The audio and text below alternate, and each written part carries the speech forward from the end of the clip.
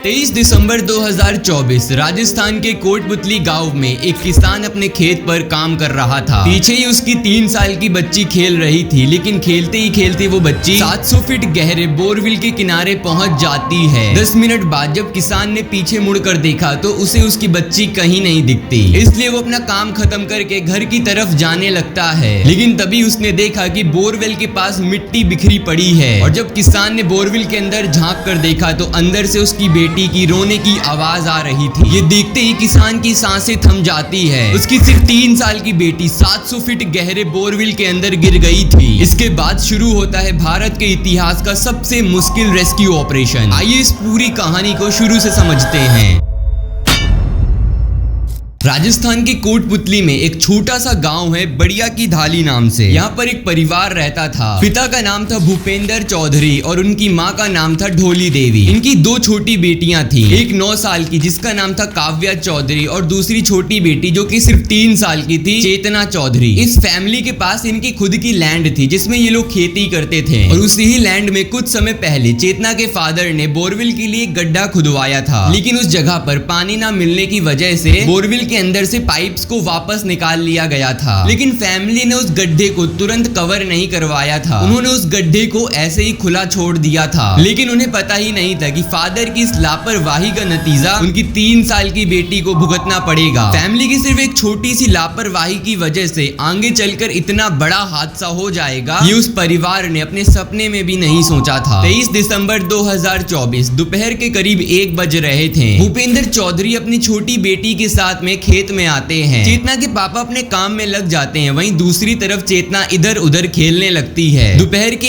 1:50 पर चेतना उसी बोरवेल के पास पड़ी मिट्टी तक पहुंच जाती है। चेतना वहां पर मिट्टी से खेलने लगती है, लेकिन तभी अचानक से वो 3 साल की छोटी सी बच्ची उस 700 फीट गहरे बोरवेल के अंदर गिर जाती है। लेकिन थोड़ी ही दूर पर काम कर रहे चेतना के पापा को इस बारे में कुछ भी पता नहीं चलता है। उन्होंने जब देखा तो उन्हें चेतना खेत में कहीं भी नहीं दिखती है, तो उन्हें लगता है कि शायद चेतना घर चली गई होगी, और इसलिए वो चेतना को देखने के लिए घर की तरफ चल देते हैं। तभी उन्हें रास्ते में वो बोरवेल का गड्ढा दिखता है जो कि उन्होंने खुला छोड़ दिया था। लेकिन जैसे ही वो गड्ढे के अंदर देखते हैं उन्हें कुछ भी नजर नहीं आता है। लेकिन जब उन्होंने कान लगाकर सुना तो अंदर से उनकी बेटी के रोने की आवाज आ रही थी। ये सुनते ही भूपेंद्र जी पूरी तरह से घबरा जाते हैं, जैसे मानो उनके सर के ऊपर पूरा आसमान गिर गया हो। घबराते हुए भूपेंद्र जी तुरंत घर की ओर जाते हैं और बाकी फैमिली मेंबर को लेकर आते हैं। और फिर परिवार वाले भी जब उस गड्ढे के अंदर देखते हैं तो उन्हें अंदर से चेतना की आवाज आ रही थी। असल में जब शुरुआत में चेतना गिरी थी तो वो सिर्फ 15-17 मीटर नीचे ही थी, लेकिन फिर आगे कुछ ऐसा होता है जिससे चेतना और भी अंदर चली जाती है। खैर फिलहाल अभी सारे घर वाले रो रहे थे, चेतना को अंदर से निकालने की कोशिश कर रहे थे। लेकिन सवाल ये था कि आखिर इतने पतले होल से वो चेतना को कैसे निकालेंगे। परिवार वालों की चीख पुकार सुनकर बाकी गांव वाले भी वहां इकट्ठा होने लगते हैं। लेकिन वहां पर खड़े किसी भी इंसान को ये समझ नहीं आ रहा था कि चेतना को बोरवेल के बाहर आखिर कैसे निकालें। और तभी कुछ गांव वाले लोकल पुलिस ऑफिसर्स को इन्फॉर्म कर देते हैं। करीब 2:30 बजे एनडीआरएफ की टीम और एसडीआरएफ की टीम वहां पर पहुंच जाती है। सबसे पहले वो लोगों को बोरवेल से दूर करती और चेतना के परिवार को शांत करवाती है, और इसी सब काम में एनडीआरएफ को 1 घंटे लग जाते हैं। करीब 3:30 बजे मेडिकल टीम भी वहां पर पहुंच जाती है। इसके बाद डॉक्टर्स की टीम ऑक्सीजन सिलेंडर के पाइप को बोरवेल के अंदर डालती है ताकि बोरवेल के अंदर बच्ची तक ऑक्सीजन सप्लाई को पहुंचाया जा सके। अब तक 5 बज चुके थे और अब जाके एनडीआरएफ और एसडीआरएफ रियल ऑपरेशन को शुरू करती है। वो रस्सी को अंदर डालकर बोरवेल से बच्ची को बाहर निकालने की कोशिश कर रहे थे। लेकिन दिक्कत वाली बात ये थी कि इस वक्त तक किसी को पता ही नहीं था कि बच्ची बोरवेल में कितने नीचे फंसी हुई है, क्योंकि चेतना 15 फीट नीचे नहीं थी, और ना ही किसी को पता था कि अब वो और कितने नीचे फंसी हुई है। ऊपर से ना वो दिखाई दे रही थी और ना उसकी आवाज बाहर तक आ रही थी। जिसके बाद करीब 8:30 बजे जगराम और उनकी टीम बच्ची की मदद के लिए वहां पर पहुंच जाते हैं। उन्होंने अम्ब्रेला से रॉड रिंग से बच्ची को बाहर निकालने की कोशिश करी। उनका ये ऑपरेशन रात भर चलता रहा, लेकिन फिर भी बच्ची को नहीं निकाला जा सका।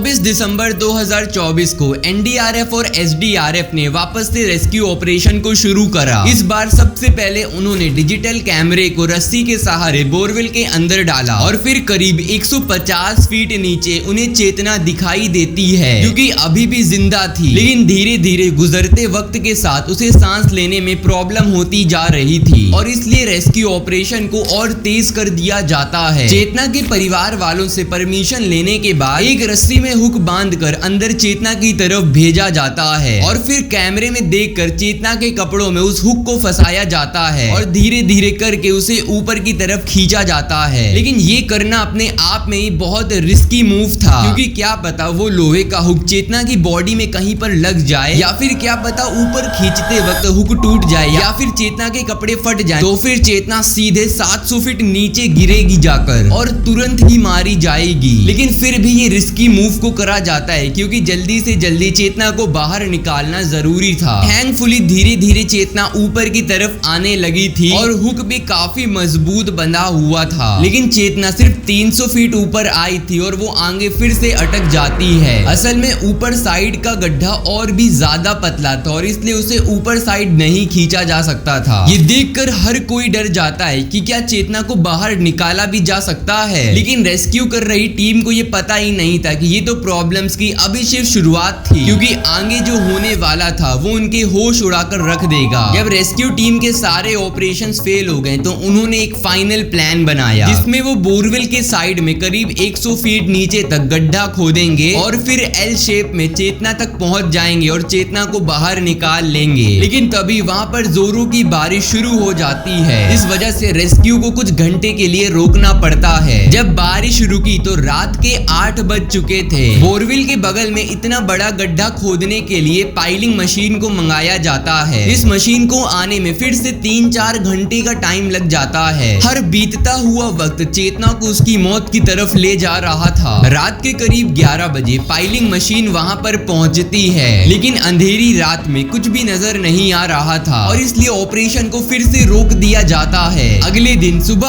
8 बजे बोरवेल से 10 फीट दूर पाइलिंग मशीन से गड्ढा खोदने का काम शुरू होता है, लेकिन जिस जगह पर यह गड्ढा खोदा जा रहा था वहां के पत्थर पहले से ही बहुत ज्यादा सख्त थे, जिस वजह से दोपहर तक सिर्फ 40 फीट गड्ढा ही खुद पाया था। लेकिन इसके आगे तो पाइलिंग मशीन ने भी काम करना बंद कर दिया और इसलिए और भी बड़ी पाइलिंग मशीन को मंगाया जाता है, जिसकी कैपेसिटी 170 फीट थी। इस पाइलिंग मशीन को चलाने के लिए गुजरात से एक स्पेशल टीम को भी बुलाया जाता है और इन सब में फिर से 4-5 घंटे लग जाते हैं। ऑपरेशन को फिर से रोक दिया गया था। वहीं दूसरी तरफ जब कैमरे में देखा गया तो चेतना कुछ भी मूवमेंट नहीं कर रही थी। इस वक्त तक बच्ची तक ना तो खाने के लिए कुछ खाना भेजा गया था और ना ही पीने के लिए पानी। बच्ची अंदर भूखी प्यासी तड़प रही थी, जिसकी सांसें धीरे धीरे कम होती जा रही थी। रात के करीब 11 बजे कोटपुतली की कलेक्टर कल्पना अग्रवाल भी बोरवेल की लोकेशन पर आती हैं। धीरे धीरे करके ये न्यूज बड़ी होने लगी थी। नेशनल मीडिया भी इसे कवर करने लगी थी। कुछ ग्राउंड रिपोर्टर्स ऑपरेशन की लाइव फुटेजेस दिखा रहे थे, जिस वजह से प्रशासन पर प्रेशर और भी बढ़ता जा रहा था। ये सब देख के चेतना की मदर ढोली देवी की तबीयत खराब होने लगी थी। अगली सुबह 26 दिसंबर 2024 को पाइलिंग मशीन से गड्ढा खोदा जाता है, लेकिन तभी एक और बहुत बड़ी प्रॉब्लम सामने आ जाती है। गड्ढा लगभग 80 से 90 फीट गहरा खोदा जा चुका था, लेकिन तभी रास्ते में एक बहुत बड़ा और बहुत सख्त पत्थर आ जाता है। ये पत्थर इतना बड़ा और इतना ज्यादा सख्त था कि पाइलिंग मशीन भी इसे नहीं तोड़ पा रही थी और इसलिए एनडीआरएफ के वर्कर्स मैन्युअली हाथों से उस पत्थर को तोड़ने लगते हैं, जिसमें 6 घंटे का समय लग जाता है। शाम के करीब 6:30 बज गए थे। आगे का गड्ढा पाइलिंग मशीन की जगह जेसीबी से करा जाता है। अगले दिन 27 दिसंबर को 170 फीट गहरा गड्ढा खोद दिया गया था। सपोर्टिंग सिस्टम के लिए गड्ढे के अंदर लोहे के पाइप्स को डाला गया था, लेकिन मौसम फिर से खराब हो जाता है और जोरों की बारिश शुरू हो जाती है, जिस वजह से इस रेस्क्यू ऑपरेशन को फिर से रोकना पड़ता है। शाम के 5:30 बजे बारिश रुकती है और फिर से आगे का ऑपरेशन शुरू होता है। लोहे के पाइप्स में वेल्डिंग करी जाती है, जिसमें फिर से रात हो जाती है। वहीं दूसरी तरफ चेतना की मां ढोली देवी मीडिया को बताती है कि रेस्क्यू टीम अपना काम सही से नहीं कर रही है। अगले दिन 28 दिसंबर 2024 को एल शेप के लिए गड्ढा करने का काम शुरू होता है। दो लोगों की 3 टीम बनाई जाती है, जो कि फाइनली गड्ढे के अंदर अंदर जाने वाली थी और फिर अंदर जाके एल शेप में गड्ढा करने वाली थी। 28 दिसंबर को पूरा दिन एल शेप में गड्ढा करने का काम होता है। रेस्क्यू ऑपरेशन की टीम में जो भी बड़े बड़े पत्थर आ रहे थे उन्हें कंप्रेशर से तोड़कर बाहर निकाला जा रहा था। 28 और 29 दिसंबर को दोनों दिन एल शेप की डायरेक्शन में गड्ढा खोदा जाता है। आखिरकार 30 दिसंबर को रेस्क्यू टीम फैमिली को कहती है कि आज वो बच्ची को बाहर निकाल लेगी, लेकिन 170 फीट नीचे रेस्क्यू ऑपरेशन में काम कर रहे वर्कर्स को सांस लेने में बहुत दिक्कत हो रही थी और इसी के साथ उन्हें पत्थरों को तोड़कर बाहर भी निकालना था और इसलिए 30 दिसंबर को भी काम पूरा नहीं हो पाता है। 31 दिसंबर को फिर से एल शेप की डायरेक्शन में गड्ढा खोदा जाता है, लेकिन तभी रेस्क्यू टीम को एक बहुत बड़ा झटका लगता है। उन्हें पता चलता है कि उन्होंने गलत डायरेक्शन में एल शेप का गड्ढा खोद दिया है। ये देखते ही सबकी उम्मीदें टूट जाती हैं, लेकिन जीपीएस ट्रैकर की मदद से फिर से 31 दिसंबर को सही डायरेक्शन में गड्ढा खोदा जाता है। आखिरकार 1 दिसंबर 2025 को वो एल शेप का गड्ढा बोरवेल से जाकर कनेक्ट हो जाता है। टनल में अंदर धूप बत्ती जलाई जाती है, फिनाइल डाला जाता है। आखिरकार रेस्क्यू टीम चेतना तक पहुंच जाती है। शाम के करीब 5:30 बजे एनडीआरएफ की टीम मेंबर महादेव सिंह चेतना को गड्ढे से बाहर निकालते हैं। उनके हाथों में चेतना थी जिसको उन्होंने कपड़े से ढका हुआ था। चेतना को तुरंत ही पास के अस्पताल में ले जाया जाता है, लेकिन तब तक बहुत देर हो चुकी थी। डॉक्टर्स चेतना को